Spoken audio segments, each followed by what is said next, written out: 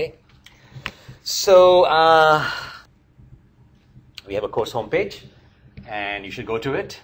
Your first assignment is already on the web, and so the course is going to be hard. I worked hard on making that assignment. If you just go to my homepage, and you can find the home pages of all the faculty members on the UNC page. From there is linked this particular page. Okay,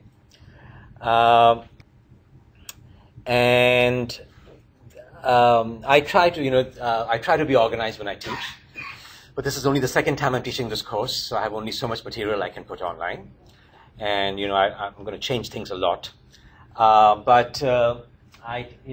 In the ideal situation, I'd like to have Word documents about what I teach, recorded PowerPoint slides, which we will have. Okay, but this probably not this semester. At some point, I'll know exactly what I'm doing, and I'll write that stuff down. And then, of course, the assignments.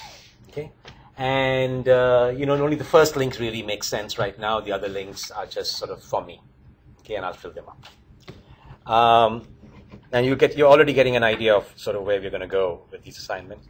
But I'll talk in depth. So today we're not going to cover any specific concepts. Today is just for those of you who are shopping and those of you who are here to stay also, what you might expect, what my vision is. There's no book, and we'll see why there's no book. I mean, the way I'm going to cover this topic has really not been dealt with properly or at all. And like I said, the current assignment's on the web.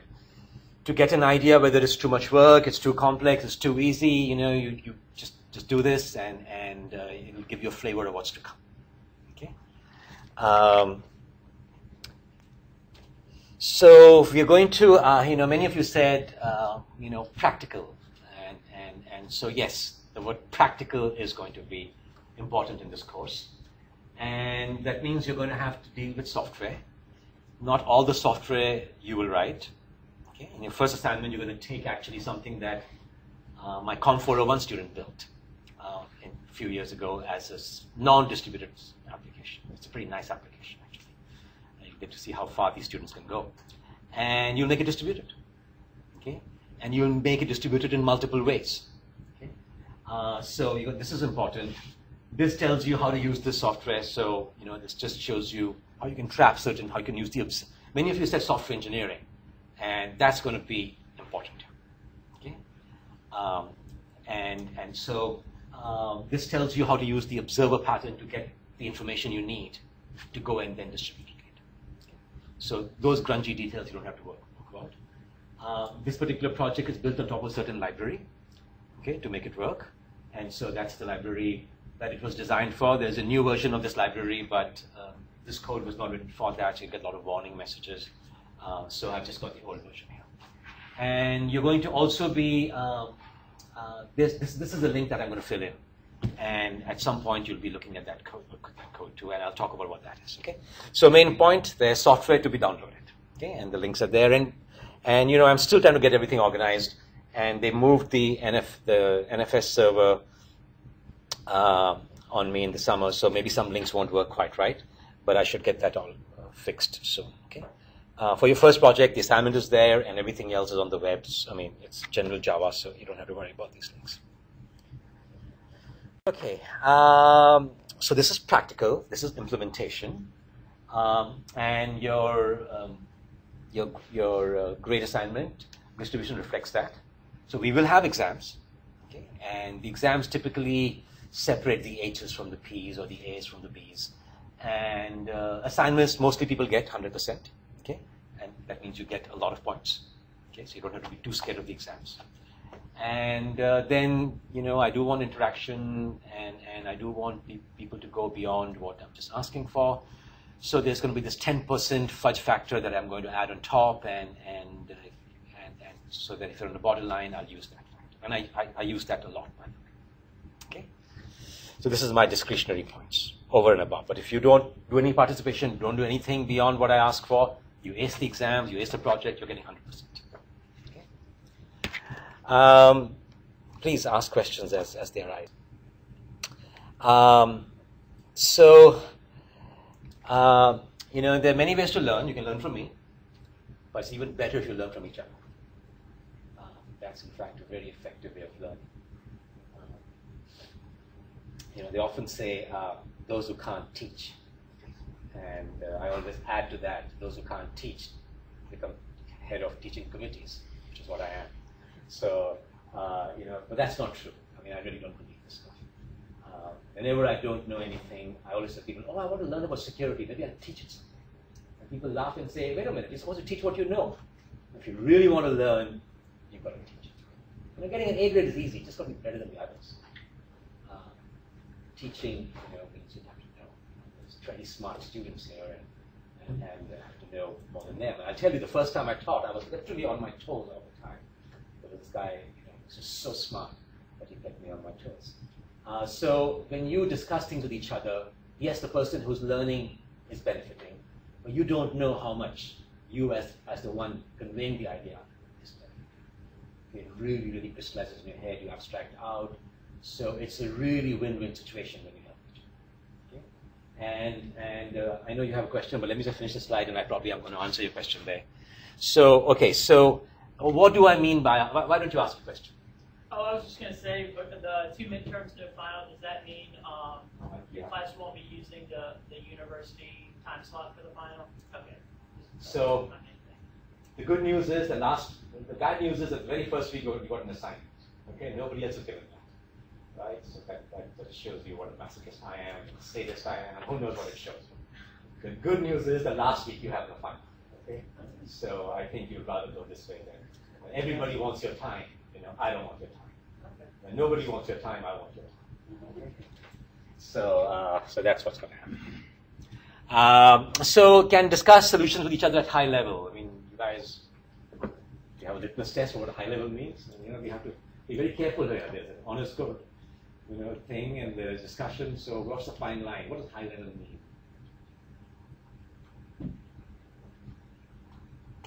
You're discussing so that you learn something instead of getting your homework done. Okay, so that's overall thing. But in terms, that's a principle. That's the point.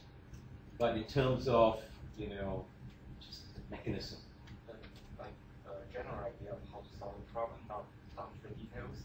Okay, not to the details. How do you? Absolutely, you guys are absolutely right. No code. Don't show code. Show code. Don't show what you think is pseudocode. By definition, real code is pseudocode. Pseudo level is 0. Okay? So don't show pseudocode. But talk. And so if you're not showing code, you're not doing this. What are you talking about? Concepts. Sorry. Concepts. Concepts. What language are you using? English? Natural language. Or your preferred? Natural language. So unless you're doing mathematics, that's all great. So yes, that's the key. Okay, just talking, and when you abstract out from the I's and J's to English, it's amazing how much you learn. This is all grad studies is all about abstraction. Studies is all about abstraction, and the systems guy really. So that's the goal. I shouldn't be going too much there because my recording here will get weak.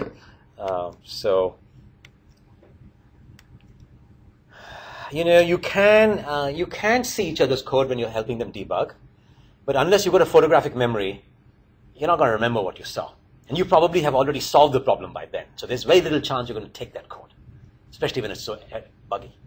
Okay, but be careful, don't go and, there's all these songs, I'm showing my age here, but also showing my taste. But George Harrison's My Sweet Lord is supposed to be a copy of, I'm forgetting that song. And the court declared that it was subliminally copied. He didn't do it explicitly, but it was in his conscience. So, try not to be George Harrison. But if you, He's so fun. sorry? He's so fun. He's so fun? Yeah. Okay. Which I have heard both these songs and I don't see quite. So if I had been in the honor code violation committee, I would have said, no, that's fine. Okay. And the corollary of this is that in the assignments, if I go and give you the solution in English, that's okay. Okay, maybe you won't learn as much, but it's fine along these lines. And what I found from teaching is that as long as you have to translate into code from whatever level, you will learn. Okay, that's what I found. So that's the goal. Now. I went to an engineering school in India, where people all the time helped each other. If you were a guy, if you were a female, you were in a separate hostel, a dorm, and they were all the women were in one hostel, so you never got a study group going. And one of the students from that same college is now in America, and she realized how handicapped she was compared to all the guys. So she has made this system called Piazza. Okay, she's the brains behind it. And you know, how many of you have used Piazza? A couple of you. I used this last year for both the courses I taught, and people loved it. So you know how well you do is normally a function of who's around you, who's your friends, right? And the people, you know, it's like the rich get richer, the smart guys find other smart guys, and they get smarter, and that's too bad. So I mean, it's good they get smarter, but the other people get left behind. So please, you know, class discussion. Don't post emails to me if you have a question. Don't feel shy about not knowing things, guys. You know, if you don't ask questions, you'll never learn. People who are willing to make themselves look like fools are the ones who go furthest in life. The ones who are too stuck up in saying, "No, I won't play the sport. I won't go and try this thing out because I'll look like a fool." You know, you're just going to learn only so much. So pose your questions there and help each other out and answer questions. And when I say class participation, I don't mean just, you know, in-class participation. I mean Piazza participation also. Okay, and we're going to be doing coding. You'll be stuck. You'll be stuck with Java APIs, perhaps. You'll be stuck with all kinds of issues. And of course, you can, you know, with Java, you can go into Stack Overflow and maybe you'll get the answer. But we'll be using things that are not that well used and understood. So, so use Piazza, use whatever. And so there's a link, you know, there's a link right here. Please press this link and join the course. Okay, and I'll be using that for all my announcements. I'll also use it for submitting assignments. You can do things privately or publicly. So you're welcome to submit at least, you know, not the code, but if you know, I'll talk about this later, but one way to demo your project is to, of course, give me screenshots. Okay, but in today's world, what could you do instead? You know, post something on YouTube. Rather than giving me a demo, you know, that's what I used to do in the ancient ages, you know, in the old days. I would slot 30 minutes with each person, I would see a demo, and then something won't work, and they'd say, "Oh, please give me another chance," and all that stuff. Now you just create your YouTube video, it doesn't work, you've got, you know, you don't have to post it.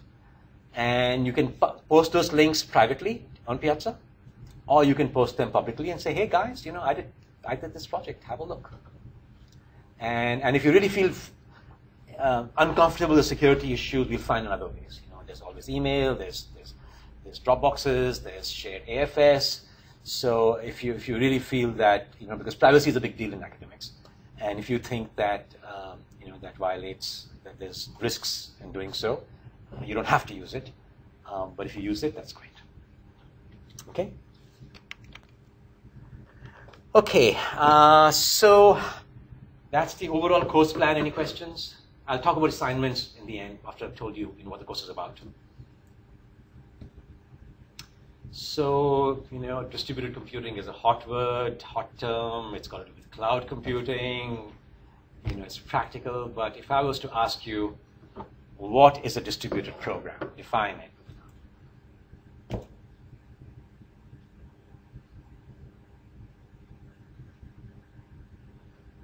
A program that's distributed.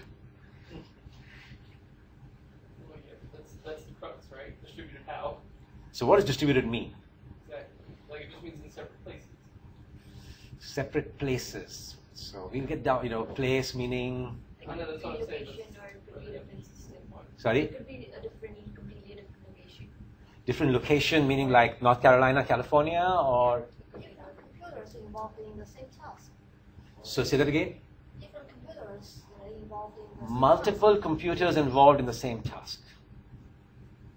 Okay. So, and which computers now? I mean, this computer and that computer, or can the computers be left undefined when you write the program? I mean, when you write your distributed program, would it be saying that it'll run on this laptop and that laptop, or do you say it'll run on any laptop? So you don't quite specify what the computer is. Maybe if there's a server, you go and specify it to some degree. So corollary of that is that the program can run on the same computer also. The two things that are going to run on different computers could run also on the same computer. In fact, when you're debugging, you just have one laptop, so you better be able to, have that. Have that option. So then, different programs, different computers involving the same task, or multiple, how might you define it? What are these two things that might run on the same computer? Processes. Okay. So we somehow have to figure out what processes are and how they're different from threads, and I guess you all know that. So a program involving multiple computers is sort of what you would intuitively write this as. Okay. And the specific computers are bound at runtime, unless, of course, there's some well-defined server. Even that server could theoretically move around. And like I said, the corollary is the program can run on a single computer. So we really have to talk of processes or processes. Okay. And what's the definition of a process? Operating systems. Process is memory state, register state, and some code. Memory state, register state, and some code. Explain from an implementation point of view. I'm a EE major, and the way I got into computer science was I studied physics, loved it, like EE, went up higher, computer architecture, compilers, and now I do user studies. So that's how I understand things. I don't understand things mathematically as a Turing machine, and I do. But really, I want to know what the microprogram is. So yeah, it's memory, stack. Okay, so your definition. Say it again. Code. Memory. Technically part of memory, but yeah. Okay, code, data, and a stack. So, what about a thread? Well, a thread is a lightweight process. it's you can have threads in a process, right? And so do we have? Does a thread have its own stack? Yeah. Yes, same individual stacks, same shared memory. Same address space. Right. Somebody else had their hand up? Okay.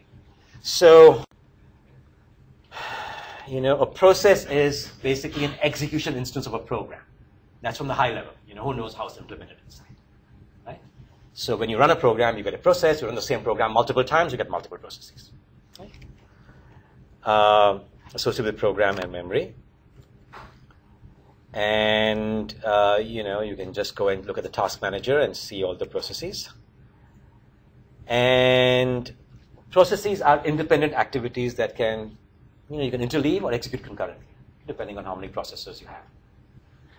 And so is a thread, okay? But that's within a process, and so it's associated with a process, and it has its own stack. Okay?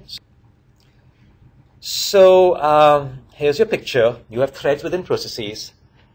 And now, can I say that if I have a computer running multiple processes, I have a distributed program?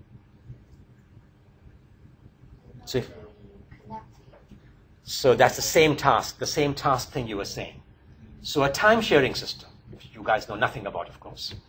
But a supercomputer is a time-sharing system. Actually, all these cloud things are time-sharing systems too. Okay, when you're using the cloud, and I'm using it in one way and using it another way, we are really time-sharing. But our programs do not form together a distributed program. Okay, so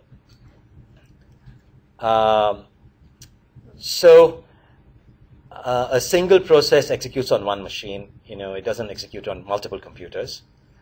So there is some relationship between parallel computing and I think I'm going to get into that more. But here we have a distributed program where we've got two processes running a program, and there is connection. Okay, that's the point you were making. So there's got to be some connection. By connection, you mean what exactly? That if I have a process, so if I'm a server and you're connected to me, and another guy is connected to me, does that mean that the two clients, form together a distributed program? Even though they are physically connected to. Okay? They don't because the connection is physical. That's not what computer. What is the opposite of physical in computer science? Virtual or logical. Okay. So virtual is kind of weaker than physical. Virtual is almost physical. So I don't know, but yeah, virtual memory. So connected. So logical means what? That some computation of if two processes are connected to each other, if one process's computation can influence the computation in another process. Right? That's what it's coupling, because my results depend on what you do. Okay. In the case of the server, file server, serving multiple clients, or a database system, the other clients are a nuisance. They take cycles away from you. Okay. Whereas here, you depend on them. Okay. That's a distributed program. Okay. So, connected process group. You can define this many ways, but I'm just saying that each process in the group is coupled to at least one other process in the group. Okay, and that's what you can define as a group. Okay, with the pair, it's easy. They go to connection. The group, maybe not every process is connected to every other process, but as long as it's connected to at least one other process, then but through transitivity somehow you get a group. Okay. Actually, I'm not putting transitivity into this definition, so maybe there's a better way to define it, because this allows for two disjoint pairs to be connected. So maybe you've got to really have a little algorithm that says through these connections every other process is reachable. Okay, then that's a process group. Okay, I guess I've got this qualification here. Every node reachable from every other node. Okay. So if you just have a relayer, often in companies there are these servers that are just relaying data. Okay, they're in the file, they're in what's called the DMZ or the firewalls. You guys know all these terms in computer science? Some do. So basically, your connections are all going through some central process that can be monitored. So it's not it's not as if you are that other process is required to do your work. It's just a relayer. Okay, so that's not quite. That's just physical links. So logical links indicate, I'm just belaboring the point here. Okay, you can have logical links without physical links. What would that mean? To have logical links between two processes without physical links between them?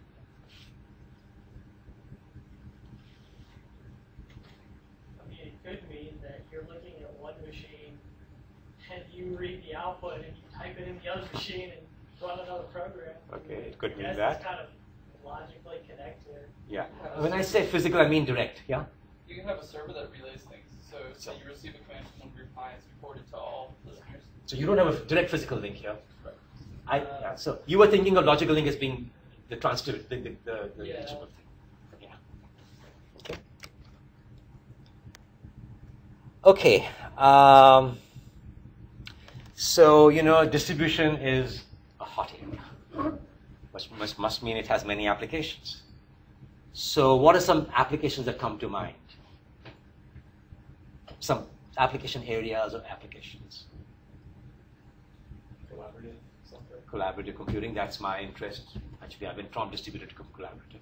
But you can't quite do collaborative computing without distributed. Okay, you can to some degree, but Well, many of the web applications are distributed all across the world. yeah. So web is application that is distributed. Before web and collaboration, there was this very important application that operating systems really cared about, and this application has driven the nature of distributed abstractions. Actually, so no web, no collaboration. You're at UNC. To survive in UNC? What would you really need? Graphics. To survive in any normal department, also. Any department, any organization. If you didn't have the web, you didn't have collaborative computing, what's something you really want? Database, and database guys provide persistent shared state, and a lot of us create persistent shared state without knowing anything about databases through file systems. So the killer, the driving application for most of distributed computing languages is a distributed file system, NFS, okay, or before. So, so the way to ask this question, so what's a distributed application? You have to flip that around and say, give me an example of a non-distributed application. Because anything that you can think of that's an interesting application, you can imagine a distributed version of it. Okay, and so the files and databases are the classic ones. Okay? That's exactly what sockets were created for, and the remote procedure calls were created for these things. That's the example they all took before the web. That was the only practical example. But remote printers, remote desktops, remote printers were the next kind of way. Wow, we can have a remote printer. That was just fantastic. Mobile computing, sensors, that's really distributed. Simulations, okay. The SETI simulation, not simulation, but it's just a big program. And this is something that's near and dear to my heart. Okay. So you can actually, I teach courses just covering this. John Smith teaches courses on distributed file systems. Okay. And you can imagine mobile computing courses. By the way, those of you who are interested in networking, Justine is offering a course also. And that's something you should shop for, definitely. Okay. So all of these are going to be, if you really go in depth here, you can spend a whole semester. Okay. So what am I going to do then? I can't do all of them. So what could you do then in a course that's called distributed systems? Survey them. So just go through and say, okay, first quarter we do this, second quarter we do this, something like that. That's one way. That's fine. Other things we could do? You could teach the principles that basically connect all of them together. I could teach you the principles that connect all of them together. So I'm not quite theory. We'll see why I'm not theory, but I'm down to the fundamental concepts. Okay. And the thing is, why should I teach you that in class? And today with the resources available around, you want to go and use sockets or RMI, you just Google and they'll help you create these programs. But to really understand why things are the way they are, you really need to take exams, learn them in class. And so this is really going to be, if you're, so the application focus is going to be small. It's about distributed systems, okay, and the fundamental concepts being the main concept. Okay. So this is going to be the domain-independent concepts that are at the intersection of them. And we will not take an application-centric view. Okay? So it's not that we go and we'll take the hottest API from Google and see how we can build an application. We will be focusing on, you should be trained so well that you can create that next hot API. That's the goal. Okay. So distributed, I guess I don't like the title here, but distribution versus concurrency. Okay. So with distribution, you get concurrency, right? If you put two processes on one computer, you're getting concurrency. You put them on two different computers, you're getting even real concurrency. You don't even have to depend on multi-core, multi-processor. Okay? But you're not getting fine-grained concurrency. You can get fine-grained concurrency without distribution. Okay? And that's your parallel computing. Okay? But typically what you have is both. Your distributed programs are going to have multiple threads in them, just for them to work. Okay? So, even though this course is not advertised as parallel and distributed computing, you will learn concurrency. You might know what threads are, but all the things like bounded buffers that you studied in operating systems and never knew why they were important. Okay. And anybody used a bounded buffer in a real program? Well, guess what? There will be bounded buffers galore. Okay. And you know what? When you had to write bounded buffer from scratch, you'll just see it's not that easy. You've seen that thing 10 times, 20 times using semaphores and monitors and maybe path expressions, and it's not that easy. So, but Java has bounded buffers in it, okay, and you can use those.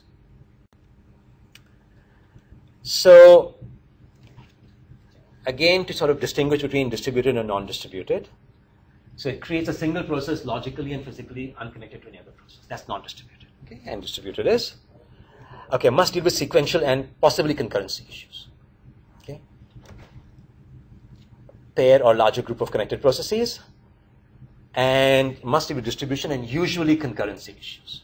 Okay, now last time I taught this course, I spent a lot of time on concurrency.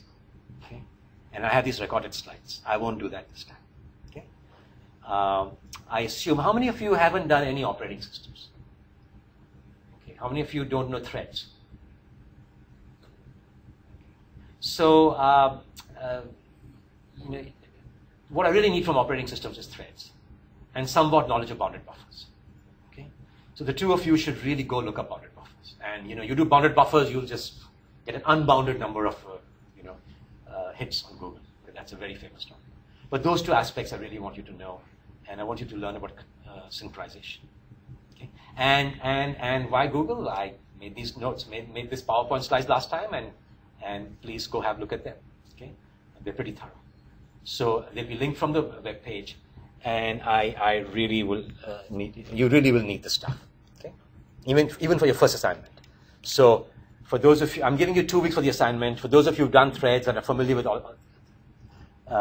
with synchronization, it's going to be easier. For those of you who are not, use these 2 weeks to learn up on this. This is really practical. I actually teach the second programming course for undergrads, which is COM 401, which is what I talked about, and we learn about threads there actually nowadays. So it's not so hard to understand. Okay, so we're going to take a systems viewpoint.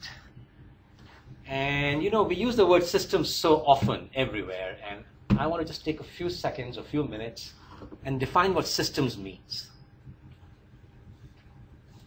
They'll say, oh, I'm a systems researcher. And, what's the opposite of systems? Let's assume that we are an academic, so we are not dealing with entropy. Well, at least, even if we deal with entropy, we'll deal with it in an organized fashion. So system means systematic. That's sort of your definition. It's like an environment and a set of rules that in that environment. So it's an environment and a set of rules. Okay. And an environment, in that environment can be inhabited what? Anywhere. You could have a system passing around papers around an office. Okay, so that's regular system. Okay. Yeah. I like the way you abstract. This is great. As a computer scientist, I sometimes just focus so much on computing. Okay, so become like me for a minute, and let's focus on computing. So, but that's good. I really like your definition. What might it mean? What does computing systems mean? This is a term you'll hear all the time, especially in academics. What are some adjectives that come to mind? Or what are some opposites that come to mind? We are in an academic situation, so hopefully everything is principles and organized. But I tend to think of systems as platforms for applications that provide a lot of the services that applications. So what is the opposite of systems? Applications. And any other opposite of systems? What are your 3 areas in masters that you have to master? What are the 3 areas we've given you? Theory. Applications and systems. Okay. So we are not theory. Theory is very organized, a lot of principles. Okay, but we are not theory. We are not applications. We are the remaining stuff. Okay. And all of these are examples of systems. An operating system is a system. A database management system is a system, and all of these are application independent. When you write an operating system, you don't say operating system for writing web applications. You write an operating system, a database management system, a language. Okay? So in the same way, a distributed system is application independent. It's a platform. That's the goal. Okay? And platform is kind of a boring, not so erudite term, perhaps. Abstraction sounds much nicer, which is true. When you're making application-independent stuff, you're saying, let me abstract out what's common in these applications, and that's going to be my platform. Let me come up with the query language that will work for any application. Maybe that's relational language, maybe it's some object-oriented language. Let me come up with, some concepts like memory management, threads, processes that form an operating system. That will be applicable anyway. Let me come up with these objects, classes, arrays. That's my language. Okay? So we're really talking about abstractions. Okay, and distributed systems, you're really talking of communication. Okay, that's what really is going on, and how do these processes work with each other? So that's the systems viewpoint we're going to take, and we're going to see this in great depth. But communication can take many forms. It can be byte level. That's what your first assignment is all about: doing byte level communication without blocking. It can be object level, okay, which means you have to deal with some language issues. And it can be a remote procedure call, which means you have to deal with even more language issues. Okay. So RPC means basically you're making procedure calls across an address space boundary. Okay, you're not making a procedure call within the same address space, within the same process, but you're making a procedure call outside that. Okay. So how many of you have written a distributed program? Just 3 people? 4, 5, 6? Okay. How many of you have used sockets? Oh, so anybody who's used sockets has written a distributed program. How many of you have used a remote procedure call, RMI? 2 or 3. Okay. How many of you have used non-blocking sockets? Really? Where? NIO, Java NIO? Just on a large. Node.js. I don't know that's what you can answer. With totally non-blocking. It's the sockets. So there is something called the Java NIO library, which is not sockets. It's totally asynchronous. There's no blocking at all. You've used that? For what? I did it in Python, and I think we had an assignment in C in networking class in undergrad that we used something like that for. Yeah, this is very new though. Oh, maybe I think it's going to Yeah, this is the NIO library. It's very. And use it in C# for asynchronous callbacks when you Yeah, no, callbacks means pretty high level, huh? But yeah, asynchronous means callbacks. This is a very difficult library to use, but it's totally asynchronous. But you want performance, that's the way to get it. Okay, that's why they've got it. So your first assignment is about using NIO. I expected people to know sockets, so it's not going to add that much to those if you know sockets. But this is going to show you a brave new world, and it really, underneath everything is asynchronous. So you really get to be near the machine level by being here. Okay. Okay. So why should we study distributed systems, or why should we study systems in general? And so we can look at distributed computing from many viewpoints. The theory viewpoint, which Brian, right? Okay. Which Brian has studied from Jim. And so what are the various? How else could we teach you something about distributed computing? I could teach you. We're talking about abstraction. Okay. Behind an abstraction are often some models and algorithms that you have to sort of really get right. Okay, that's your theory. Okay. Your model is a Turing machine. Your abstraction is Java. Okay. But you know from the Turing machine that what the limits are. You can't solve the halting problem by writing it in Java. Okay. By abstracting it out and studying this in Turing machines, you know what your limits are. Okay. You can write your algorithm without worrying about the type checking and everything, and get the basic performance level right. So that's your theory. It's even more abstraction than the programming abstraction, systems abstraction. So that's your theory. Now, when we have an abstraction, I can tell you to do 3 things. We can look at the theory behind it. We can give you lots of practice using the abstraction. Okay, that's what these 401 and 110 courses are. We tell you, here's Java, written by God. It's all given to you. You have no flexibility. You program it. Okay? Or we can say, create yourself. Be the creator yourself. Design and implement these things. Okay? So this is practical. This is practical. This is systems. This is application. This is also in somewhat non-application. I mean, if I give you an abstraction and say implement 5 different applications using it, you're learning some general concepts. Okay? But you're not learning how to design and implement this. Okay? And as a systems guy, the systems researcher, this is my job. That's what I do for a living. Okay? And that's what I do for a teaching also. This is what I'm good at. I'm not very good at just telling you these are the rules for this language and just describing them in great depth. I want to motivate the design and implementation. So this is what we're going to focus on. And if you think about non-distributed applications, this is programming. This is your MATLAB, functional, whatever programming. And this part, the non-distributed courses, what non-distributed systems courses cover this aspect. Design and implementation. Compilers, implementation. You guys done any design course on abstractions? Just any design course? I did one. So what was it? I mean, design of computer, you mean?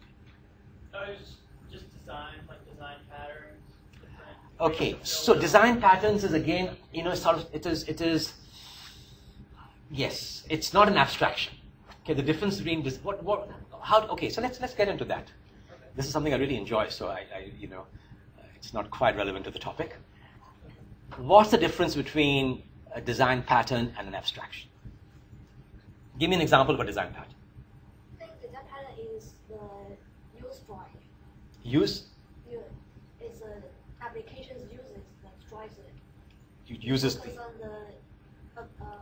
on the power of the application, that is the abstraction. So design pattern involves use, Yeah. and abstraction involves some code actually. The design pattern is kind of an abstract idea to help you achieve some kind of functionality. Like you can't just execute like an observer. You can implement it for some reason that you need, and then execute it to aid in building like a higher level abstraction. It's in an API or whatever. Right. So abstraction is really code. Design pattern, we all think that, we know O programming because guess what? We use Java, we use Python, we use C#. They're all O languages. By definition, anything we write in that language is object-oriented. And it's probably good object-oriented. And, it is so hard to create good object-oriented programs. And that's why we need rules on how to take a program and divide that into objects. Okay? So those rules you could codify or you may not codify. In Java, for instance, so what's the first design pattern that comes to mind when I say design pattern? Singleton. That's the simplest thing. Model view controller. And even simpler than that, that's built on top of? Factory, that's good. But a pattern that pervades everything, even observer pattern, not singleton. Object-oriented design. But that's sort of the goal. Right. You want to use design patterns to achieve object-oriented design. But the MVC consists of a model and a view, and together they form what pattern? The observer pattern? Observer? No? Is that something you haven't? That's a very common pattern. And today there's a Java class called observable that implements the observer pattern. So there is an abstraction and a design pattern. But that's a pretty lousy abstraction, by the way. Don't use it ever. And do it yourself. But that's an example. But typically, model view controller, all of these things are not backed by any code. Okay? And even if they are, you can do it without the code. So design pattern, but where might you have looked at design of system abstractions? Have you done any operating system? Did you guys look at design issues? So what are some design issues? Means some alternatives. So what issues and approaches? So what approaches did you see to some common issue in operating systems? Well, there's access control.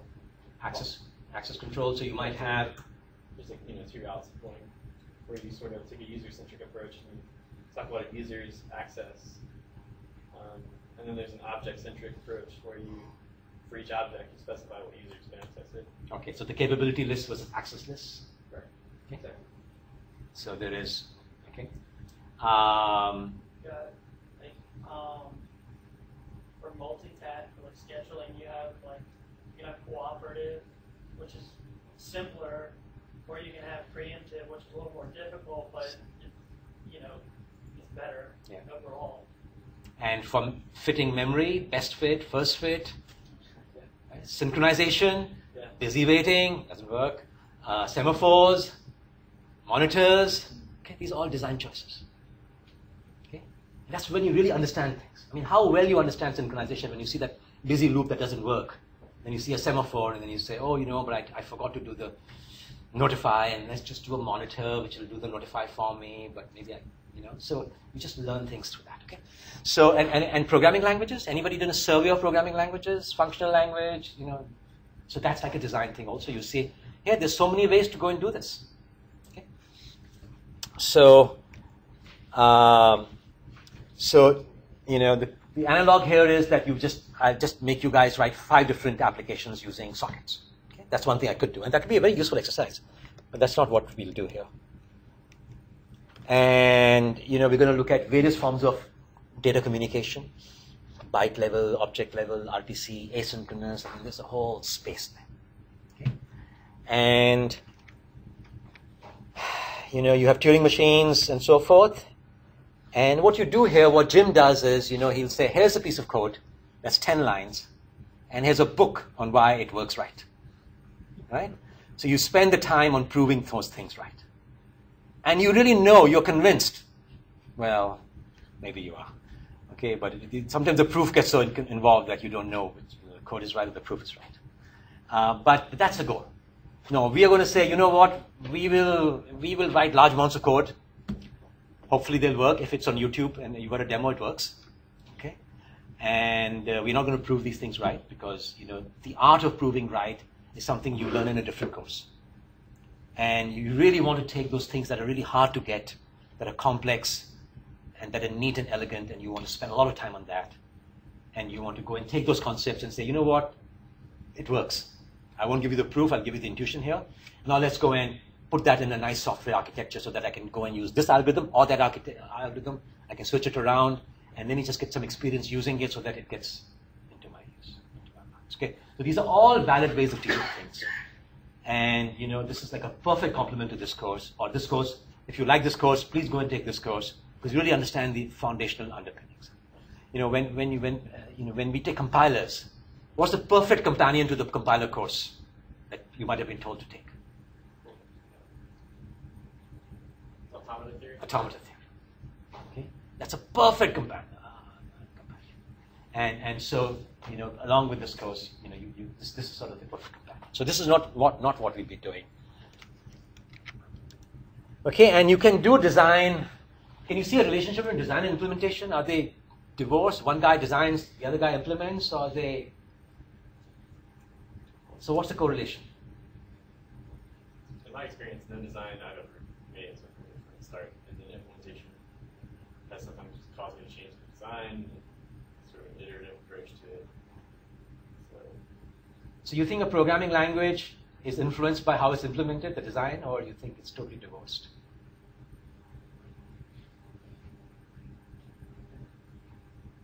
Ben? How the language itself is implemented, or how you implement things in the language?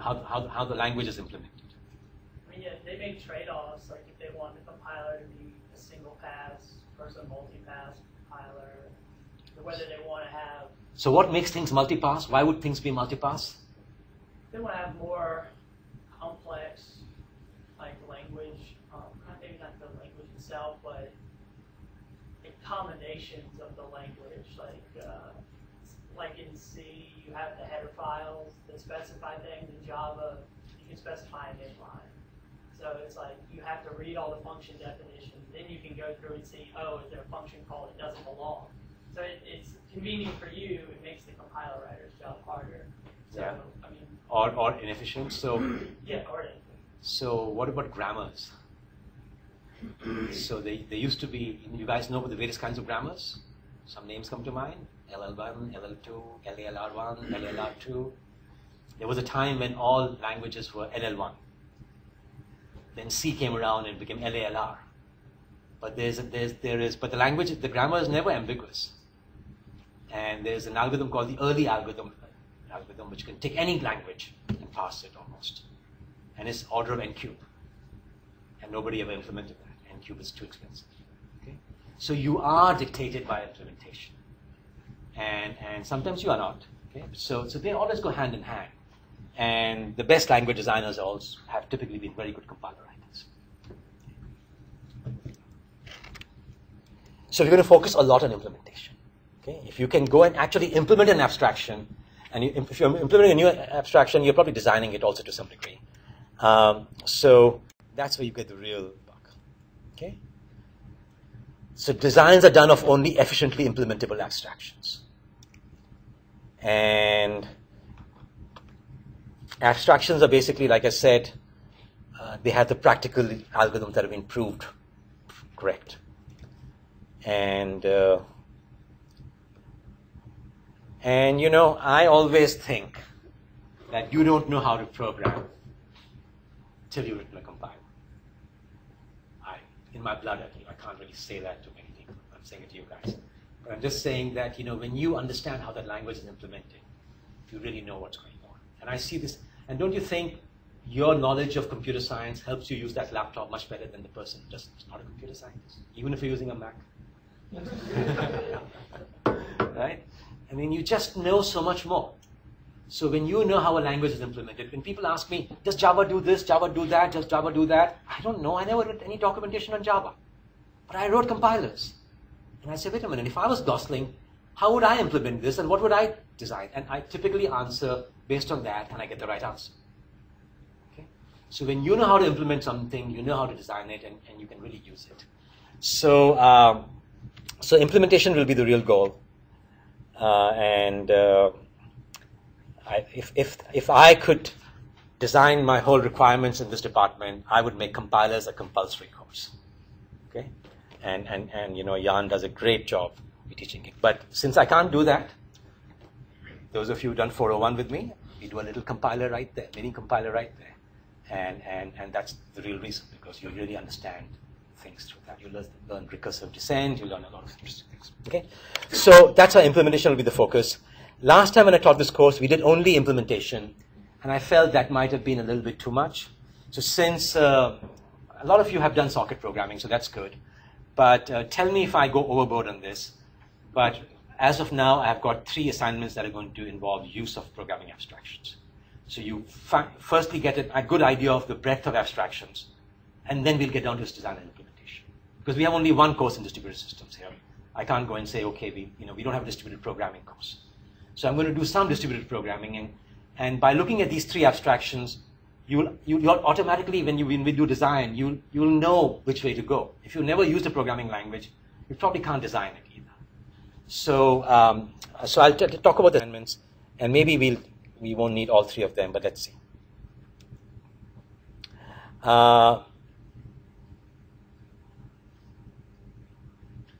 So how do you teach this course? And you know, I really work from first principles here. When I said there's no textbook here, there are textbooks on distributed computing, but they're all distributed models. They're all theory.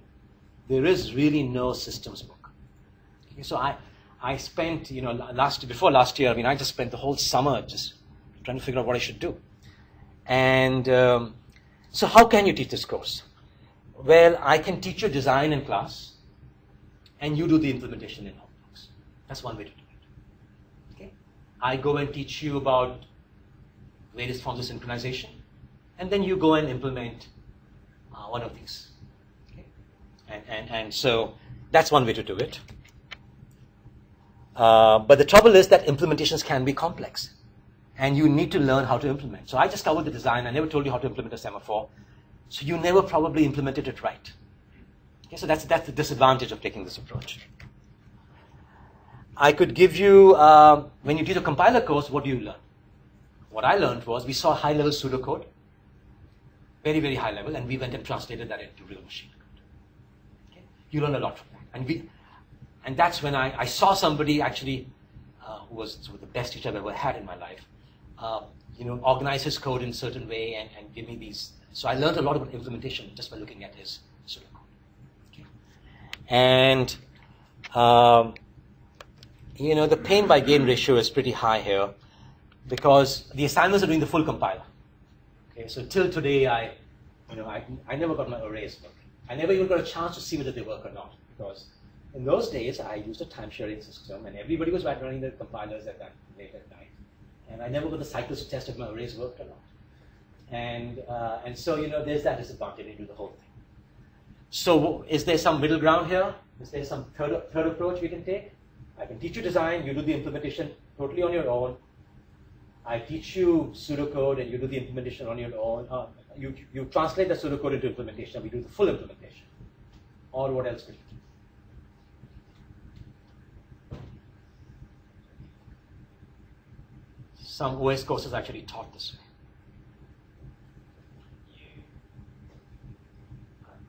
My operating system courses in undergraduate was like we would have a dummy operating system and we'd have to write the schedule. Yeah, you just fill in the big parts of it, and there's a lot of boilerplate kind of around you. Or I could give you a real operating system. I could give you Linux, or I could give you Xeno, which is an operating system meant for that, and you change that. Okay. So lectures discuss code for the actual system. Okay, so there is some existing piece already. You have to modify it, and we'll talk about that real code in class at some abstract level, and you have to change that code. Okay, and code must be understandable and ideally also elegant. So that's a trick thing. So I have become a big fan of the third approach. I did operating systems the way you in my grad studies. We were given, we basically wrote virtual memory and scheduled it all from scratch, but we simulated. I was actually an RA for a distributed system also, so we doing the kernel and we were part of the kernel and so forth. So I thought I was pretty good at operating systems. And then I went to Purdue as a faculty member. That was my first job. And there was a system called Xeno there. And how many of you heard of Xeno? Not many. Java-based then? No, it's totally C. How many of you have heard of Minix or Tannenbaum? So Tannenbaum and Doug Comer have this interesting relationship. Doug Comer was at Purdue, Tannenbaum somewhere in Europe, and Tannenbaum wrote the first book on networking. That's today also it's a famous book. And Doug wrote this book on Xeno, and then that was a very big success. And Tannenbaum then went and sort of copied his idea, and took the market away from him essentially. And he made Minix, and Doug had Linux, had Xeno. And then Doug wrote his networking book to take the market away from Tannenbaum. So it's just this relationship there. But I read that Xeno book. I just got my PhD. I just handed my dissertation. 3 days later, I was teaching for the first time in my life, teaching the Xeno book. And I just sat down and read that code. It's code. You see the whole operating system in code. And that is the most interesting book I think I've read in my life. I mean, I just was intrigued because there were so many things I didn't know. I actually implemented an interrupt handler as part of my research activity. So I never knew why it worked the way it worked. It just worked. And I understood why things work and why, through this book. So, that was my ambition. Last time I taught this course, I was going to show all code, but I realized that what I ended up writing was so complex, was so big, that unlike an operating system, which is sort of lower level, it's not that easy to describe the code. So but this is a good way to do things, and I'll be actually showing you at least high level organization of this code. And for you to be able to write such code, it has to be very well layered, and that's what Doug had. That he basically wrote an operating system that was 1/10 the size of another operating system with the same functionality, because he had layering. And for those of you who are interested in real-time computing, it's very interesting. He was a theoretician actually, and he went to Bell Labs and he said, "You know what? I want to write a real-time operating system." And he figured out that was too hard. And he said, "Well, I've done all this work anyway, so let me just write an operating system." And today, that code is so compact that so many people, so many manufacturers of embedded devices have gone and actually used licensed Xeno to run this, because it's because of layer. And so and that's good for teaching also, right? Teaching, you want to unfold things in layers. If your system is built in layers, then that's easy to do. Okay. So the system, I'm going to talk about a system that I built, and we're going to study that in great depth, and it's all layered. And I'm trying to motivate to you why I went that route. I'm not saying I was totally successful, okay, but you know, I was successful enough that people did interesting assignments last time, okay, by changing the code. Okay.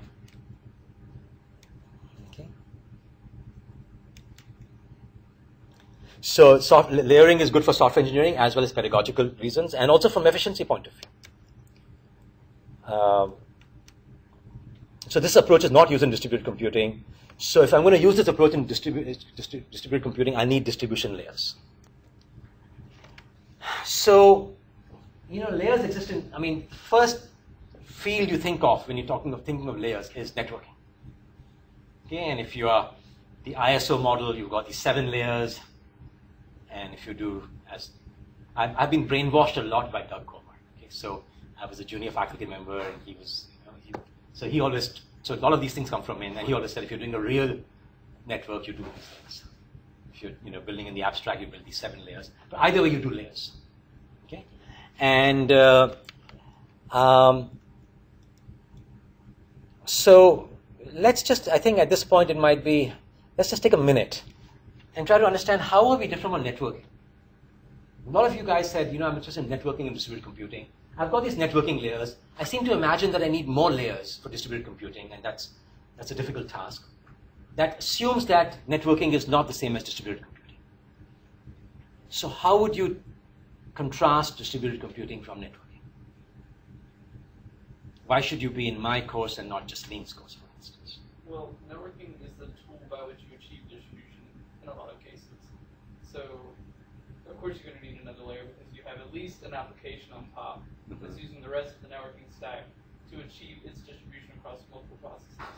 So distribution is all about adding layers on top, essentially. Right? This is sort of the assembly language. Or this is machine language, this is assembly language. And we're going to talk of programming language. Okay? Involves network. In networking, when you're communicating using machine addresses and ultimately machine addresses. Okay? Or you're talking about machines.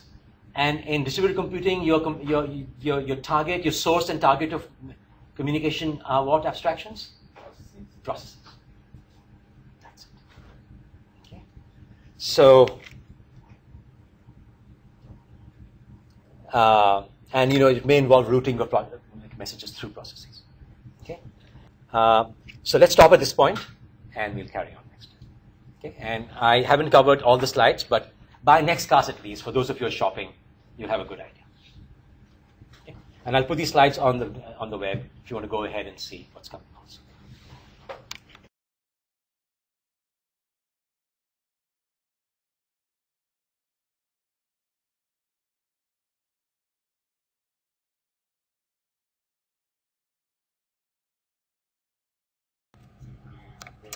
Okay. Questions? Questions on the first assignment? We're supposed to be completely lost at this point, right? We're completely lost at this point? No, on that assignment. Well, why? Why do you say that? I just have never tried to use that library before. Are we going to go over how to use that one, or? Well, suppose you didn't take this course and you were supposed to, you know, your boss said go implement an application. You guys, you are the Google generation. I mean, do you guys really need instruction? Are there specific things? I mean, I learned NIO through that tutorial. Are you having? I'm going to talk about that also in class, but my whole point is to give you something for day one that you can start doing and enough resources. So by the time I get to it, you know, it'll be Tuesday probably. But is there anything specifically in that tutorial that you don't? Have you tried to read the tutorial?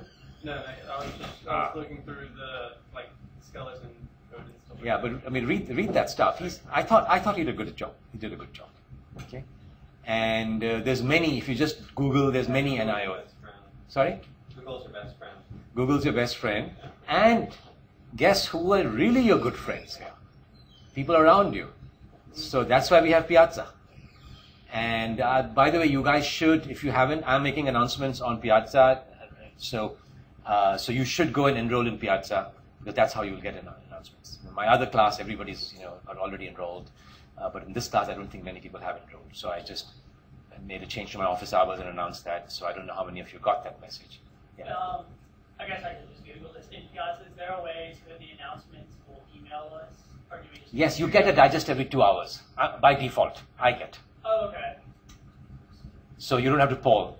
At least I get it, but there are options there. Okay, yeah, I'll play around with it. Yeah, it's a good tool. I mean, it really is. And so start working. Look at what I've told you to do is basically take this code, modify it, and even if there was no tutorial, if there was no English, you probably know enough to sort of start quote unquote hacking it.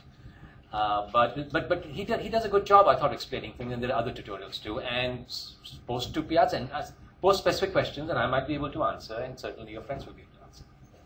Okay? But I do want you to get started, and I know you guys are on the fence right now of this course, so the quicker you know whether you want to be in this course or not, the better. Okay? And I'll give you more of an idea of what's going to happen in this course by the end of this class. But I just want to make sure. Okay? But yes, if you don't read the guy's English and start looking at the code, yes, you are supposed to be completely lost. Okay. Other things? There were some other hands up.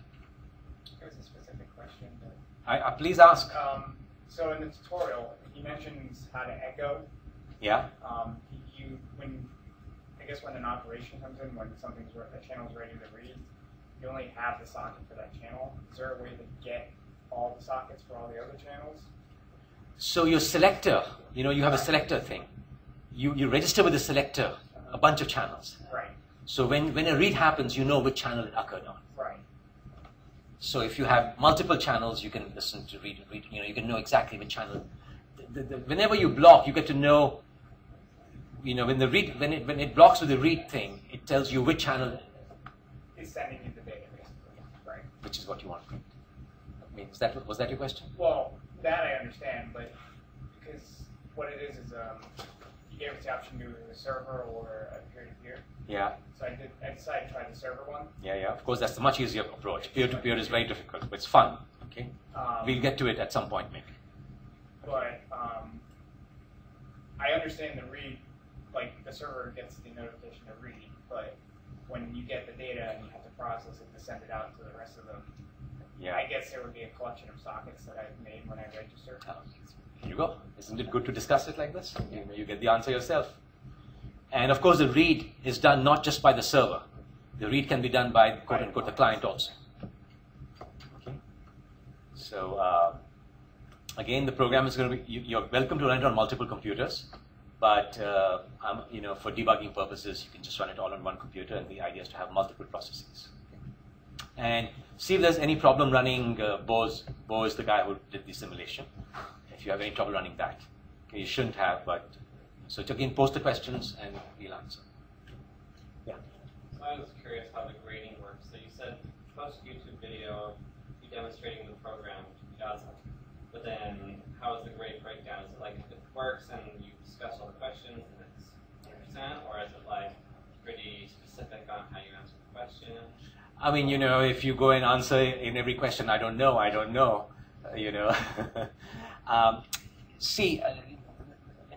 This whole question thing is going to be harder for me to grade also, right? If I start picking on things, it's more headache for me. And ultimately, your grade will be decided by your exams. Okay? And I put in those questions there, A, to guide you, B, to make you think for the exam. Okay? So, if you get it all working right and, you were sloppy in your answers, you shouldn't be sloppy in the exams, but here there's going to be a small fraction. I'm being very ambitious here. I don't know how many of you are going to survive this course, in 2 weeks, but I would love to automate the grading as much as possible. And I had, in May, I had figured out a lot of ideas on how I could automate things. I have to just implement it, and I don't know if I'm going to get time this semester or not.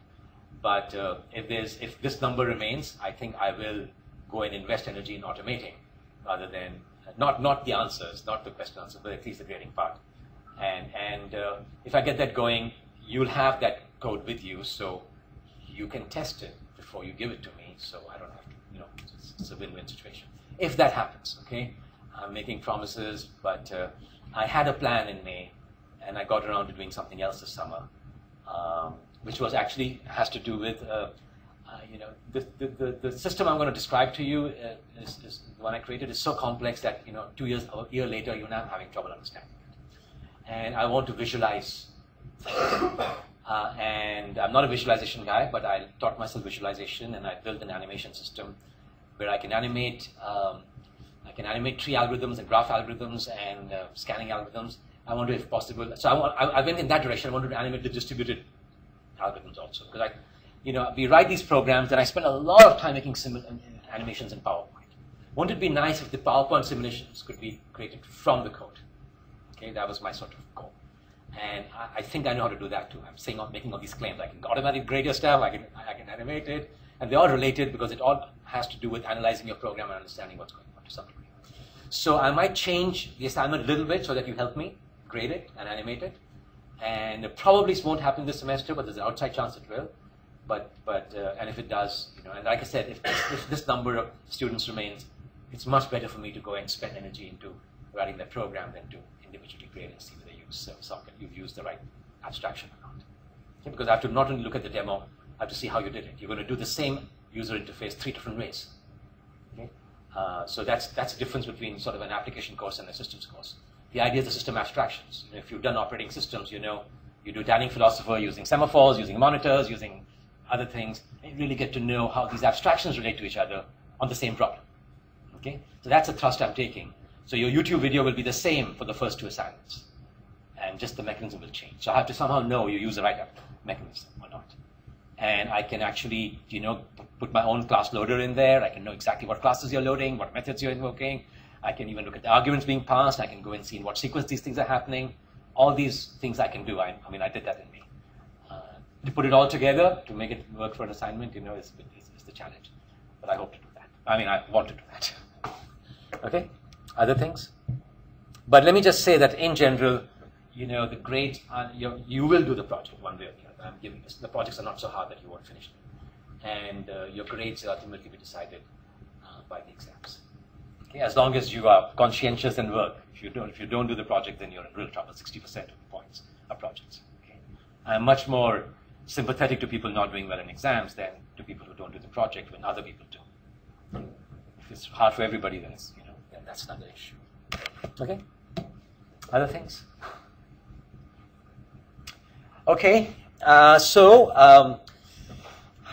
Competing for your cycles is a bunch of courses, one of which is the networking course that Jasleen is offering.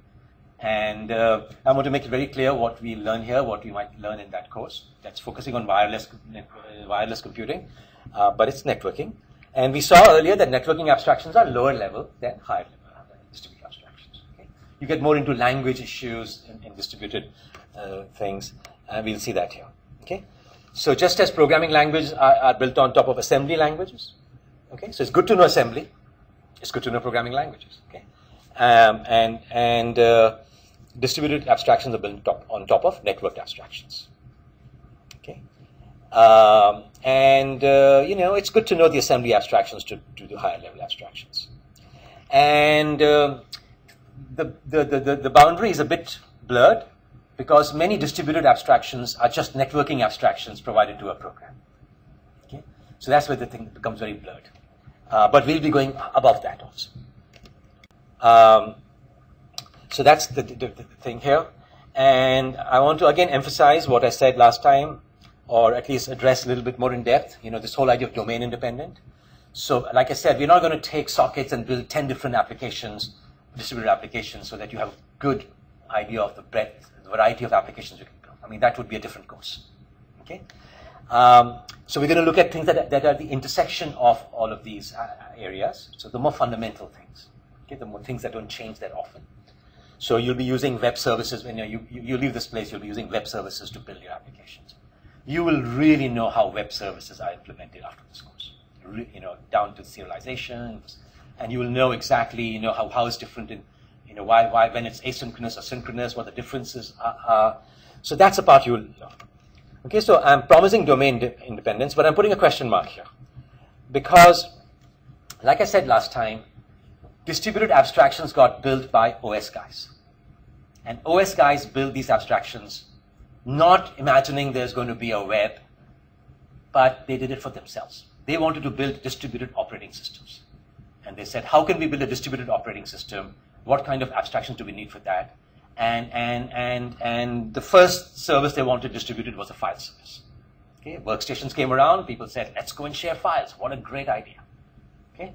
And so the classic example that is used and that drives distributed abstractions as file systems. Okay, so I just want to say that yes, whenever an OS or a language provides an abstraction, it is domain independent, but it's geared towards efficiently and elegantly doing file systems. Okay. Okay. So we're saying distributed systems. I didn't say distributed languages. We said that look, systems means OS, database system, language, anything that is application independent, anything that's part of the platform. Now, how would you separate languages from OSs? I mean, they're both, we know how to distinguish database system from OS, right? Database system provides this fine-grained storage, these queries on fine-grained data. OS, when it competes with database systems, it provides coarse-grained files, easy to know. So that kind of distinction we know. But they're both platform independent. I mean, they're both application independent. What separates an OS from a language? An OS provides services. Services. So the language provides, the OS provides abstractions, they're services because they're running, whereas the language is just abstractions. You have to use them you actually have to write the stuff and run it. So OS is an active agent. Yeah. There's something. It's a program. Executable abstraction. So it's written. So OS is written in some programming language. It runs. Right. That's a good point, right? So it's an active thing. Right. But OS also, so there's code around, but isn't it just a bunch of libraries with some, I mean, if I say it's a bunch of libraries, would that also be okay? Yeah? So you can go and say, open a file. Yeah, that's true. So. Provide system calls, and the language will use that. Okay, so it provides system calls, and the language is a layer on top of these system calls. Okay, so the OS maybe, they don't abstract enough. And the language abstracts a little bit more, perhaps. Okay? But OS, you're right, is also code that's running. I mean, there's these daemon processes running around, which you can consider as part of the OS. Okay? So there's a kernel, which is sort of system calls. There's a bunch of processes that are running around, which also provide OS services. So anybody else want to distinguish between, I don't want to spend too much time on this. I love this topic also, but this is, how would you define an OS?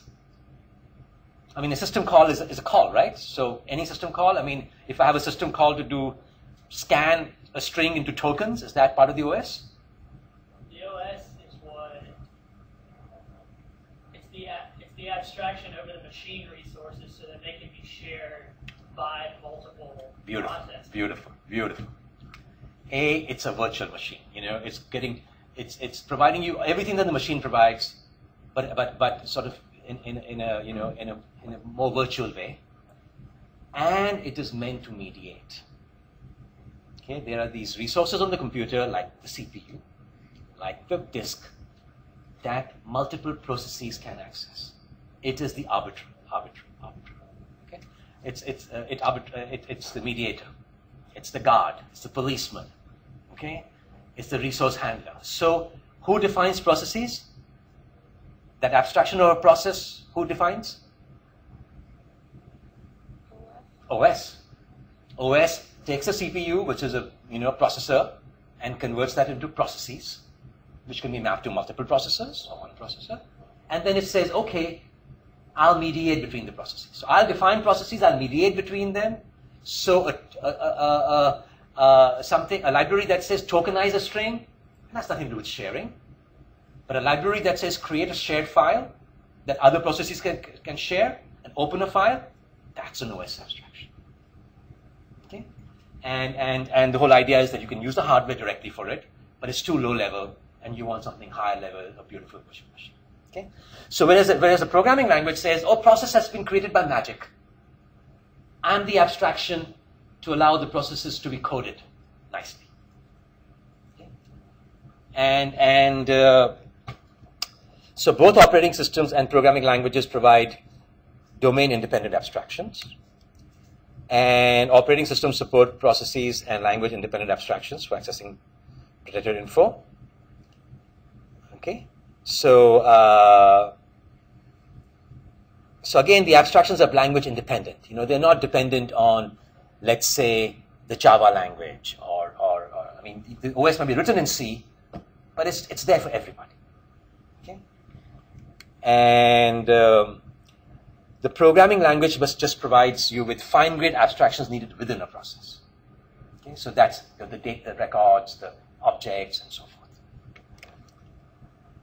And also they provide an interface to the OS abstraction. Okay? So if you want to open a file and you're not C, you're Java, okay, you go and do some mediation between the language in which the OS is really written and the language in which the program is written, and you just provide access to that abstraction. Okay? So, and they can extend it. You can have a file, or you can have a type file on top of it. Okay? So that's sort of there. And so, in the case of distributed abstractions, the OS is just provide byte communication. If you want something that is communication of objects, then you need to get into the language issues, also. Okay, so we will be looking at language issues. And so if you have a language that is not distributed, all you can do is provide access to the OS facilities. Distributed programming languages such as Java provide a richer variety of abstractions. Okay, so they actually say, we will abstract out what the OS gave us, and that part of that kind of abstraction you guys will be involved in this course. Okay, and as it turns out, because Java provides reflection and a lot of other facilities, we can actually go and write our own. As application programmers, we can write some things that Java provides to us automatically. Okay, so that's a very nice feature in Java. So we'll be using Java as an implementation language. Okay. So, the NIO library is one Java abstraction that's provided to you. What other abstractions are provided by Java? We talked about that last time, or you might know anyway. Sockets. Okay, NIO, and one other thing we mentioned? Remote method invocation. Okay.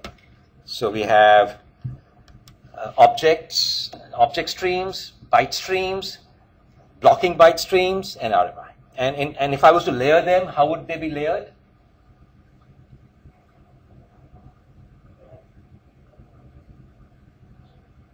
What would be the bottommost layer here?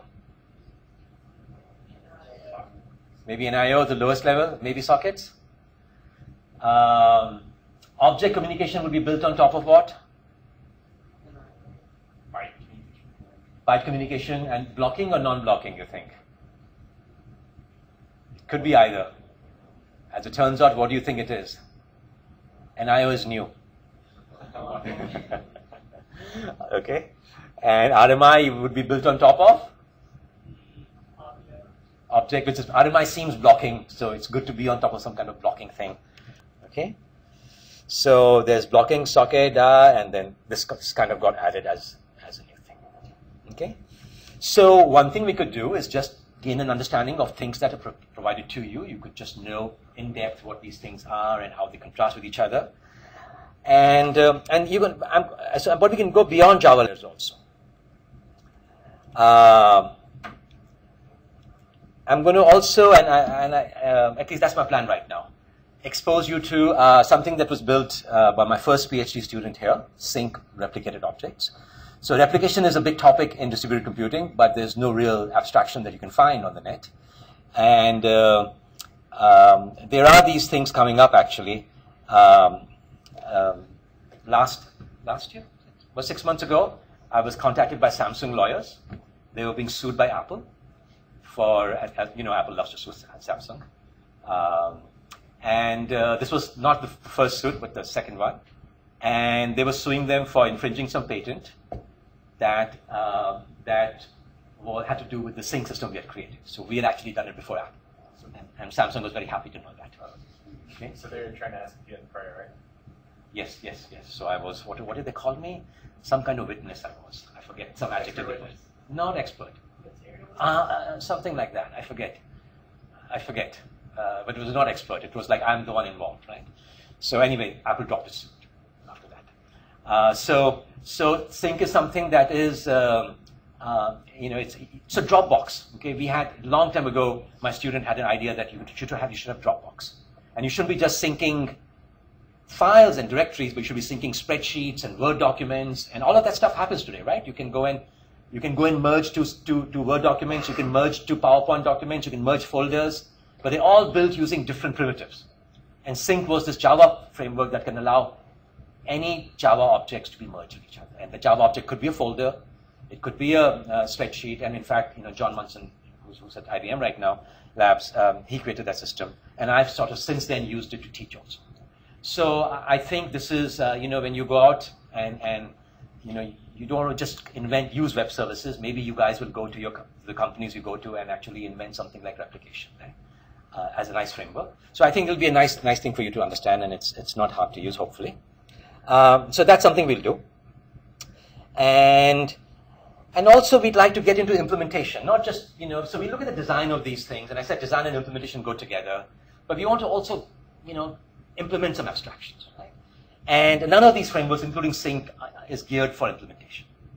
Okay, this is not open code. I put this nicely in set of layers. You can't see them in some code. We just know they exist.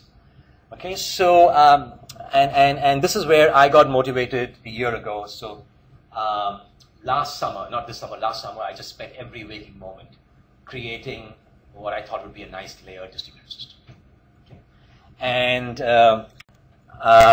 and that's what that system looks like. So it redoes everything. It does RMI. It basically says, let's go and have a byte communication layer that unites NIO and sockets. Then you just have byte communication, and you can go one way or the other. It just gives you a choice. And on top of that, we can build. So we have byte communication. On top of that, we have object communication, and pairwise RPC. They're all layered just as the way I showed you, but you actually can look at the code there with the layering. And then you have group communication, okay, which is something like a precursor to replicated systems. You can imagine the replicated systems involve some kind of group communication, but group communication is more general, okay. And there's fault tolerance and scalability layers. So I just all the concepts that I saw in theory books, I put them not all the concepts, but the chosen concepts from there, I put in layers, okay. And you will in the second half, or more than the second half, be dealing with this system also and changing parts of it, and so that you can get an idea of how this whole event flow works. Okay. So this system I called Gypsy. Can you imagine what the G stands for, or what IPC might stand for? What might IPC stand for? Okay, and G. General. Okay, and it meant general and group actually. Okay, so it was both. Okay, so here's the plan. Okay, like I said, I want to start you guys immediately off. I've taught you nothing, so I have to rely on something for you to build the assignments on, and that's where I'm saying, hey, Google and use tutorials. And even if you don't do the greatest job in architecting your code, get something working. Okay? And so otherwise, I will be basically covering. So my whole course is going to be geared towards your assignments. Okay, it's just trying to tell you how to do the next assignment. That's the way to look at it. Okay, so the assignments are going to be very, very important. I'll tell you just enough. I'll tell you enough for the assignment, and I'll tell you whatever more I can, given the time I have. Okay, so this is a very implementation-oriented course. And the boundary condition is, how do I start off? How do I start off this chain? And that's where I'm giving you the Java NIO tutorial. And the idea is that you take this thing that Bo wrote, and you take NIO, and you build a distributed NIO simulation. That's your first assignment, okay? And in case you haven't, and like I said, I will cover to some extent what some of the principles behind the design of NIO. And I'll do it in a nice gradual fashion. I'll tell you historically how it evolved, actually. And this is the simulation. Anybody run it? Anybody? Okay, good, fantastic. Okay, pretty nice application now for a 401 student. The idea is that you can. I chose this application because it exhibits many. If you go far enough, it'll show you why you need causality. Because there are some race conditions that can happen here. Okay, but it allows you to move your avatar, get into this area, take a Halloween candy, give it back, undo. He even has cards sort of going randomly. It's a very nice application. Okay, so you'll make it distributed, and I even give you a coupled one. I give you two views that are talking to each other on the same process, and I say now put them in different processes. Okay.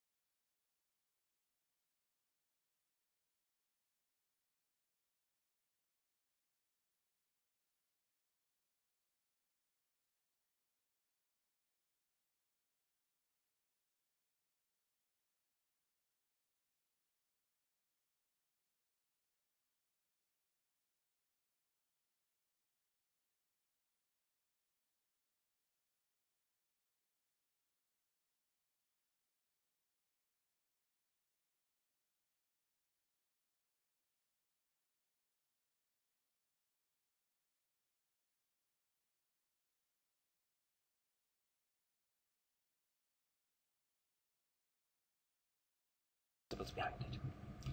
And this is where, I want to then, we'll use sync, and you'll see what a replicated object system might be, and at the end of this you will know, what a system like, how a system like Dropbox will be implemented, or some of the Apple synchronization or the Android synchronization are done. Okay? And that's using the abstractions. Now you start building. Now we get into Gypsy. Okay? And we'll go, I'll show you that I've got this high-level buffer communication that unites NIO and sockets. So you just go and change a factory, okay? And you get NIO, you use another factory, you get sockets. Okay? And then you build everything else above that. So we'll see what this layer might look like. Okay, this is one of the Gypsy layers I've got. I'll tell you how to extend NIO here. So in class, we'll talk about how NIO is how this layer is on top, how this layer is built on top of this. You will go and I also have a socket layer which I will show you, I will give to you, and you will add a socket layer underneath this, and so that you can perform the switch. Okay. So if you've never done socket programming before, you'll do socket programming here. But even if you have done socket programming, you will see how you can harness that. Socket programming is not easy either. I mean, NIO is not easy, neither is sockets. If I was to tell you, even if you use sockets, I was to tell you, go write a program from scratch right now, you will have trouble. Okay, if I tell you how to write a for loop in Java, you'll have no trouble. But if I tell you how to use sockets, you'll say, can I find some code? Okay, that works. I don't know why that code works, but I know what to change it, how to change it to make my code work. Okay, so there's something wrong with the abstraction that means. And we'll go and look at a high-level abstraction that maybe is easier to use, but that certainly unites those two things. So you will go and harness, you'll use sockets here, and now you're getting into Gypsy. So you'll understand really the difference between blocking and non-blocking, because you'll be sort of having the same layer here and implementing in different ways. So you really understand in a very general way how that differs. So what do you think this is about now? What's the next? Recursion and serialization. What do you think I might be doing here? When you do distributed computing, where is there some recursive processing going on? I mean, this is going to be the toughest, the most complex recursive program you'll ever write, I believe. Serialization, what does that mean? Serializing the object. You take an object. Take a Java object, turn it into bytes. This is going to be a real fun project. I mean, it really is fun. It's not too many lines of code. It's powerful. You learn a lot. Okay. So Java provides you with a serializer, but you will write your own serializer, and you will write a nicer serializer than Java serializer. In a Java serializer, you can do it. Why can't you? Java takes an object of a certain class. It'll deserialize it. It'll serialize it and deserialize it into an object of the same class. What you will be able to do is serialize an object of one class and deserialize it as an object of another class, as long as they have the same interface. Okay, that's more general, and this is very useful. In this class evolution, that's a big problem with serialization. That you wrote your code, you went and saved this data on file. Now you've changed the code, and that object is corrupt, okay, because it's not exactly the same variables, but it might be the same interface. Okay, so when the interface is the same, so you will actually do a different kind of serializer than the one Java has. Okay? But the principles you'll know. I mean, you can write either way. You can write either of them. So here we're getting into high-level object communication. You will get a serializer that I have, okay, which actually I just go and use the Java serializer, and you will go and again change a factory to use your serializer rather than Java serializer. So again, you will see how we can create a very flexible system where we can change to byte NIO or sockets, Java serializer or your serializer, and it's a very complex system. Okay, and that's why I wanted to visualize all the connections in it, because it gets a little bit too much also because there's so much flexibility. But I'll tell you exactly where to go and what to change to get this work done. Okay. So you're going to have basically a custom object serializer, and this is a little tricky to implement because Java really doesn't want you to. This serializer also will be more efficient in that if you're sending the same message to multiple places, you'll serialize only once rather than serialize it multiple times. Okay, and I had to fight Java a lot to get that stuff going. Okay, RPC. Okay, so we know how to do byte communication in an organized fashion. We know how to do object communication. Now we want to know how to do RPC. Okay. Again, Gypsy, the system I've built, has an RPC system. Okay. But it is asynchronous. Okay, that's the kind of RPC you have in Google's servers. In the web, RPC tends to be asynchronous. Okay. What you will do is change the code, change some layers there, so that this RPC becomes synchronous. So you'll make it more like RMI. Okay, which means you have to deal with some bounded buffers and hook on to the rest of the framework, which means you have to really understand the event flow in RPC so that you can go and put your own stuff. Okay, and this, okay. So ultimately, when you have this working, your RPC will go over your serializer, which will go over your socket layer, Okay, so even though you're using Gypsy, you're using it just to glue your layers together, to provide an alternative path through Gypsy. Okay, and so that's the idea here. Okay, now so this is going to be pairwise synchronization. You'll have to deal with synchronization, but between one client and one server, not group synchronization. Okay, now probably you're going to end at this point. Okay, we are talking of 1, 2, 3 is we have the NIO, the RMI, the sync, the socket, serializer. So 6 projects we have here.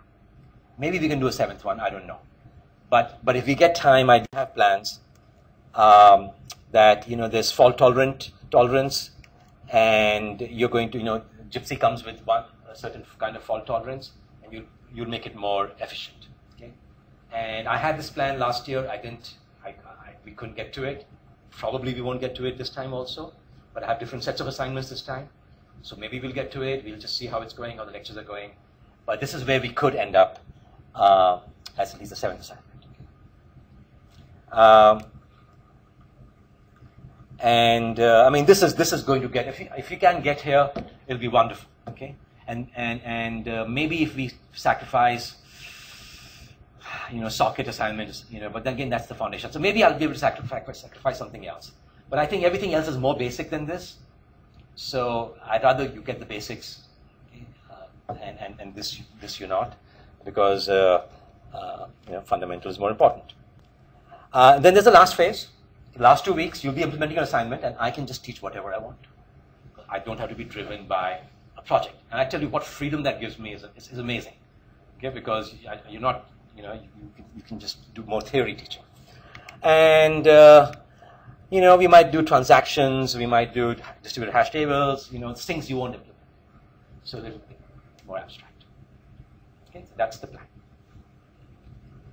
So will any of the assignments involve any sort of P2P stuff? Or will it be very client server? You can do P2P at any point, like you can do P2P in this assignment. So rather, the 7th assignment, rather than doing fault tolerance, I could do causality. Causality is an issue that comes up only in P2P. Okay, and I have the Gypsy handles P2P also. So causality is that when you have, can you guys imagine what causality might mean? What is that word? What does that mean? It's cause and effect. It's something that can force me. And that becomes an issue when you have P2P rather than client server. So interdependency on the words initiated. So the whole idea in the Halloween simulation, what if I go and, in that simulation, you have to be in the path. You have to be in a house path to be able to take the candy, right? And what if, one person went and said, get in the path, the other person said, take, and the third person wants to give it back. The third person might get the 2 messages before he says give or after. And the causal order is that some guy went and said, get into the path. Then the other guy went and said, take a candy. Okay? The third guy could get the take candy message before the entering path message, in which case he can't even, the take candy doesn't work for him. So causality becomes an issue when you have no central router to go and serialize messages, and you have to go and put these timestamps to make sure that things are done. And you have to basically say, this message came too quickly. Okay? The message that preceded it has not arrived at my computer, so I'm going to buffer it and do the other message. Okay? So actually, I might at some point, in fact, considering the synchronization, I think that is such a fundamental concept also, that rather than doing the fault tolerance, maybe we'll do that. Okay? The trouble is that I already have an implementation of causality there. I don't know how to go and change it. And to ask you to implement causality from scratch may be a little too hard. So I'll try to figure out an alternative mechanism for doing causality so that you can change my one with yours. And so we could get to that. But what we will do though is, the last phase, we'll add causality here. Okay, so at least you understand that in theory. Okay? And I'll also show you how it works in Gypsy. So you will see it in a concrete way, even though if you don't extend it. So we only have one project right now, right? And it's the NIO implementation of the distributed simulation. and then we have You have one assignment. You have an assignment right now. Yeah. Right, and then we have some time passing, and then we do it in RMI, and then some more time, and then we do it in sync. Right, we're not doing all three at once. Okay. Every 2 weeks or every week. Good. So the whole idea is that I'll teach you the stuff for the next assignment, and I started off by giving you something, that you can read on the pen. Okay. That's the goal. And then once we've done this Halloween simulation and those three methods, we'll be moving on from that to more general stuff. Gypsy. You're getting into more involved implementation. Right. Where right now you're writing this piece of code that is 100 lines, 150 lines, I don't know how long, and that's all it is. Now you're tapping onto something that's tens of thousands of lines. Okay, so that's a challenge. Okay. But hopefully it's layered enough that you can just tap onto where you are. But your code will be interacting with thousands of lines. Okay, and so you'll get into implementation issues. Right now you're getting into design issues, and that how do various designs compare and contrast with each other. Now you're getting into, okay, we've seen some part of the space, and let's start implementing points of that space in a very modular fashion. I could make it all about implementation, okay, but I feel that you really need to understand the design a little bit to appreciate, why you want to implement it. Okay? Comments, questions? Anything seem more boring than something else? Is there something that you would, So I'm assuming if I say anything more exciting than others, everything is exciting. So I'm saying, is there anything that seems boring here? So nothing boring, but you started off by contrasting these with some other classes. Is there any reason not to take this class and Dr. Prince, for instance? Oh, I say, take all the class. I think all courses are great, And if you don't take this class, you won't be breaking my heart, because I know there's a lot of good teachers, a lot of good stuff to be doing. Okay, and I'm saying, hey, look at Jocelyn's course also. Okay, on wireless networking. That's also, along the same spirits, along this same lines. Okay, and that's why I want you to do the implementation right away. That's what lectures is. Is okay. The real learning is happening in the code. Okay?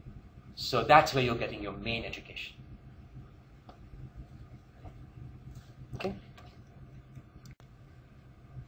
So at the end of the course, you will. We're all supposed to go and put our objectives.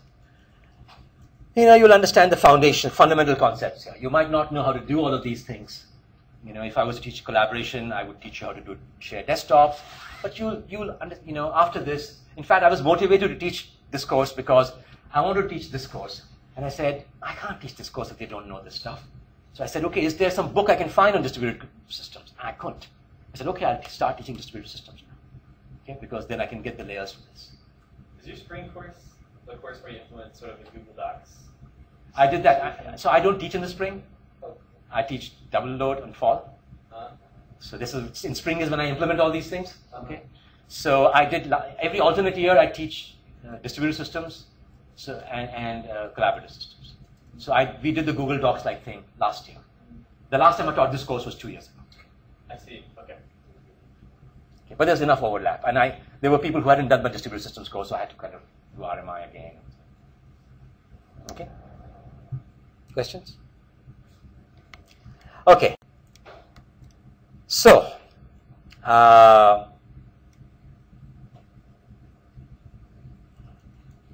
so it's quite possible that if you have to do later a distributed application, you will use your implementation of RPC rather than RMI. It's very, very likely. Okay, that's pretty good. That you choose something that's better than the state of the art. Okay, because it'll be faster in many ways. You can tweak it. Okay, and more important, and one of the reasons is that you'll be sending things over NIO. RMI is not built on top of NIO. Okay, so that's one thing. And guess what? RMI will not work on an Android device. Okay, but your code and Gypsy, because it's built on top of NIO, will work on an Android device. So you will have an RPC mechanism that is not web services. Okay, web services is another beast, but that runs on a mobile platforms. Okay, so that's just from forget the teaching learning point of view. That's just from a practical point of view. That seems cool. Okay, like I said, you will understand sync, and sync is a really new paradigm. It is still state of the art. And like I said, it's the basis for some mobile platforms. We know Android and Apple have some components of it. And you will also implement abstractions that are not part of Java. Okay? So it's just, there's this sense of power you will have. And like I said, you have tens of thousands of lines of code in Gypsy. To interface with that, you have to understand software engineering principles. You'll have to understand factories like crazy. Okay? So this will be, it'll be about the most complex program that you will write in a course. Okay? Again, I have taught operating systems for years and years and years, and an OS is complex, but it's just this is just because the OS stops at some point, okay, and says now somebody else take over. Here you're not stopping at any point. You can keep going. So I find that this code is far more complex for me to comprehend than an OS. And just because I come from an OS background, I'm going to be taking an OS point of view. And a lot of these abstractions are implemented in OSs. Okay, and other than memory management, almost everything you've learned in OS, you will either reinforce or learn some more about. Okay, and you will learn about bounded buffers, and you'll learn about synchronization. You'll use it in real practical ways, and you will see how IPC is implemented in OS to some degree. Okay, and the basic point is that when I tell my students always to take a course from Jim Anderson, no matter what he's teaching. I don't care. Just go and take a course from Jim Anderson. Why? I want people to think algorithmically. So every PhD student of mine, I want them to go and take a course from Jim. Okay? And there is a systems way of thinking also. Okay, so it doesn't matter whether you take Jan's course or just Lean's course or my course here, you will learn how to think like a systems researcher. Okay? And a systems designer. So at the most abstract level, that's what you're getting from this course. Okay? And in the case of distributed systems, just because it's got language issues and networking issues to some degree and OS issues, it'll be, it'll be very broad. It'll be quite broad in that sense.